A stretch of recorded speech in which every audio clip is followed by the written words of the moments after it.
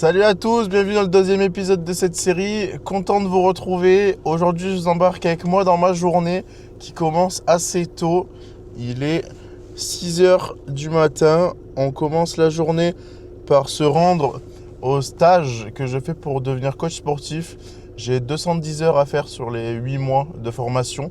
Je fais ce stage à la boxe de CrossFit de Saint-Maximin, White Wolf Training, qui me permet de développer des compétences que j'ai pas.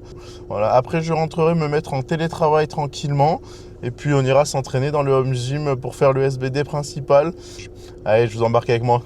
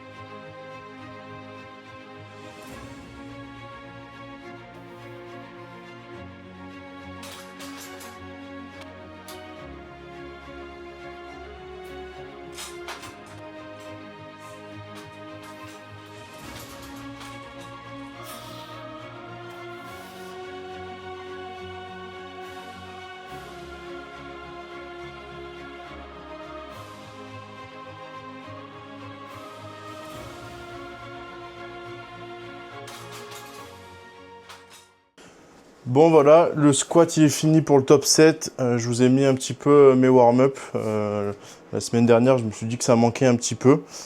J'ai quand même fait un bon squat dans l'ensemble. 215 qui bouge mieux que 200 la semaine dernière. Donc ça annonce du très très bon avec tout ce que j'ai mis en place pour du coup, comme je vous l'avais dit, gagner en dorsiflexion au niveau de la cheville, gagner en rotation interne de hanche. Donc là, je vais faire les back-off maintenant à 185.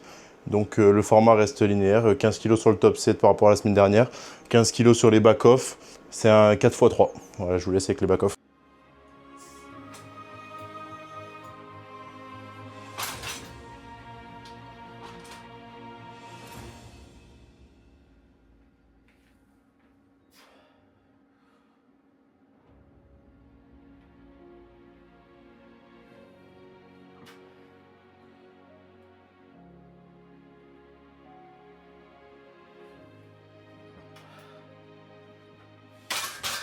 Bon, débrief à chaud du squat.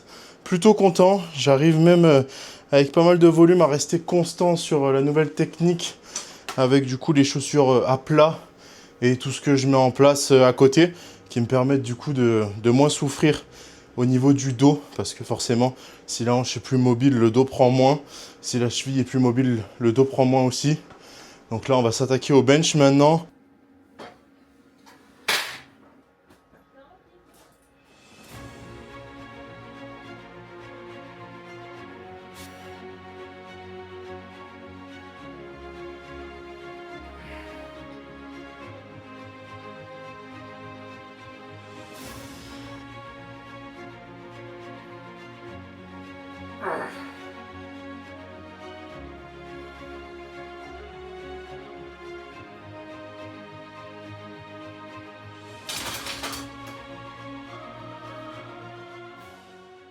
Bon, top 7 au bench fini. 155. Très très très content du bench. Il nous reste encore 3 semaines, si je dis pas de bêtises, avant les championnats de France. Et déjà 155 qui bouge très bien. Ça peut paraître insignificatif parce que évidemment j'ai déjà bench 180. Mais c'est important de se sentir bien sur des barres légères, comme ça, si tôt dans la préparation, entre guillemets. Et là, on est sur la bonne voie. Je vais attaquer les back-off à 135. J'ai un 3x3. Je vais essayer de m'appliquer, comme je l'avais dit semaine dernière. Répétition, bonne pause et régularité pour avoir un gros bench au championnat de France. Allez, c'est parti.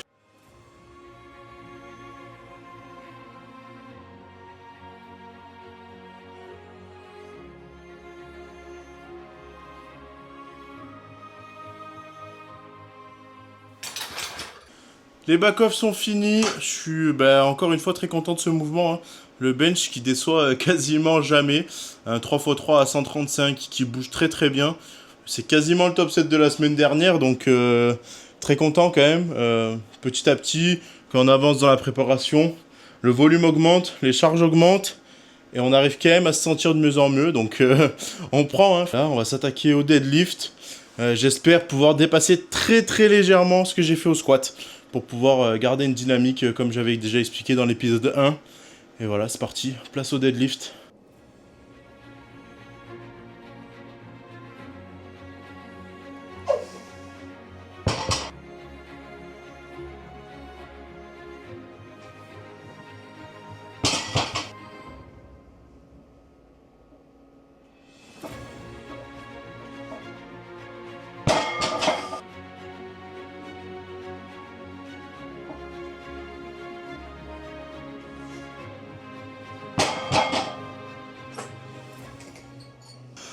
Ah, je viens de finir le deadlift. Oh, qu'est-ce que je suis content. Ça bouge super bien. J'arrive à me mettre en tension comme je veux. Le dos il se défixe pas. Rien me fait mal. Écoute, on va pas s'éterniser là-dessus si tout se passe bien. Je vais directement aller faire mes back-off. La séance commence à se faire longue. En plus ici là il doit faire 4 degrés, donc on va s'activer un petit peu. En tout cas c'est très très très positif. J'ai hâte de voir la suite sur le deadlift, parce qu'il va falloir tirer très lourd fin mars pour pouvoir essayer de remporter ce championnat de France. Allez, je vous laisse avec les back-off.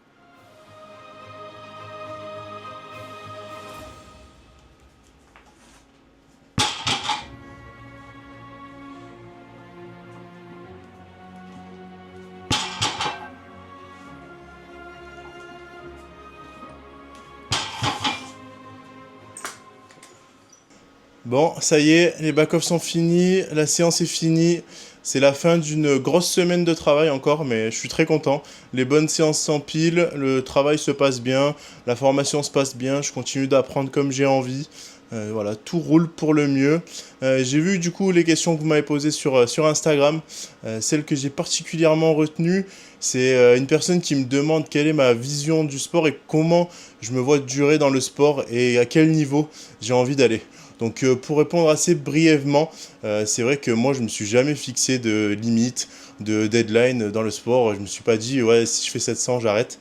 Mais je vois ça plus comme une aventure à long terme. C'est vrai que les 800 me font particulièrement envie, mais je m'arrêterai pas à 800 si un jour j'arrive à les faire. En tout cas, moi je rêve un jour de pouvoir faire les championnats de France, que ça soit junior ou open, parce que là c'est uniquement les universitaires, donc c'est encore un cran au-dessus. Et voilà, après, le niveau, c'est vrai qu'il augmente énormément d'année en année. Donc si un jour déjà j'arrive à faire les France, ça sera déjà énorme. Et concernant ma vision, j'ai jamais envie de m'arrêter. J'irai jusqu'au bout, ce que mon corps me permet. Bon voilà, c'est la fin du deuxième épisode. Je voulais avant tout vous remercier pour l'accueil que j'ai eu sur YouTube lors du premier épisode que j'ai tourné la semaine dernière. Je suis très très content du résultat. Je sens que cette série va être une vraie réussite. Au-delà des chiffres, je sens que c'est vraiment quelque chose qui me fait plaisir à faire. J'aime bien transmettre. Et aujourd'hui, je sens que sur les réseaux verticaux comme TikTok ou Instagram, c'est pas trop là où je me sens en tout cas, parce que je sens que le contenu est de plus en plus recyclé, de moins en moins authentique. Et j'ai vraiment envie d'apporter moi un contenu plus ou moins long avec un vrai partage de valeurs et une vraie authenticité. Et surtout, je trouve qu'en force athlétique, du moins, aujourd'hui, tous les créateurs de contenu sont soit des athlètes de haut niveau, soit des très bons coachs. Et aujourd'hui, il n'y a personne qui transmet juste son quotidien à travers cette pratique et qui en tire des leçons pour faire avancer les gens. Et moi, c'est aussi cette vision-là que j'ai de pouvoir aider un maximum de gens en n'ayant, entre guillemets, rien prouvé pour le moment. Donc voilà, merci encore de m'avoir écouté jusqu'ici. Si vous êtes encore là, mettez-moi un petit commentaire et un petit like. Et on se retrouve la semaine prochaine dans l'épisode 3. Allez, ciao!